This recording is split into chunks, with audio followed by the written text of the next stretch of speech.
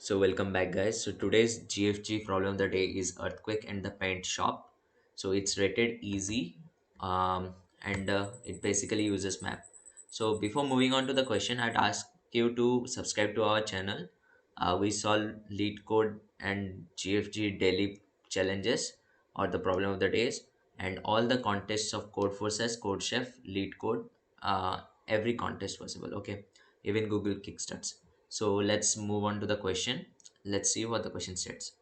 Geek's Paint Shop is one of the famous shop in Geekland, but 2014 earthquake caused disarrangement of the items in his shop. Each item is in his shop is at 40-digit alphanumeric code. Okay. Now Chunky wants to retain the reputation of his shop.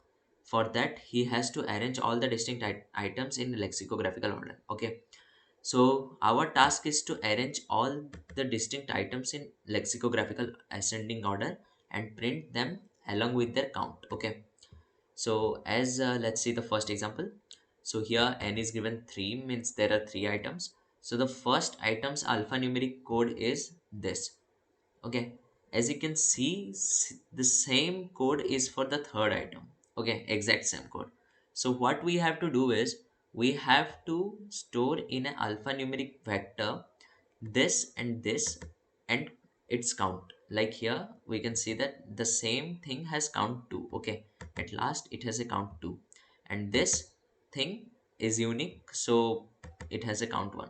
Okay, basically we have to have the alphanumeric characters distinct in the output with their frequencies, not twice or thrice, once with its frequency. Okay, so that's the question. So first we declare a alphanumeric vector where we will store our answer.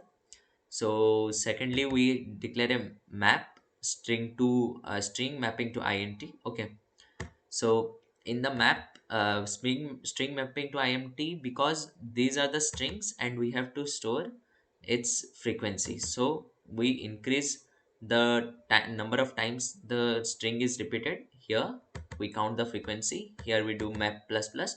So after that we use a for each loop. We use a for each loop to traverse through the map, and what we do is we push we declare a alphanumeric alpha variable where the alpha name is the first x dot first. X is let's say this is x. Okay, so if this is x, then this is the x first, and what's the second? It's count, that is 1 or 2 or anything else. So first the alpha name is x first, and then the alpha count is x dot second. Okay, here we have our structured alphanumeric, which has alpha first and alpha second. Alpha first is name and the alpha second is count. Okay, so then after having the name and the count, we push the alpha into the vector. Okay, vector of alphanumeric, and then we finally return our vector. So that's it. Let's run and see.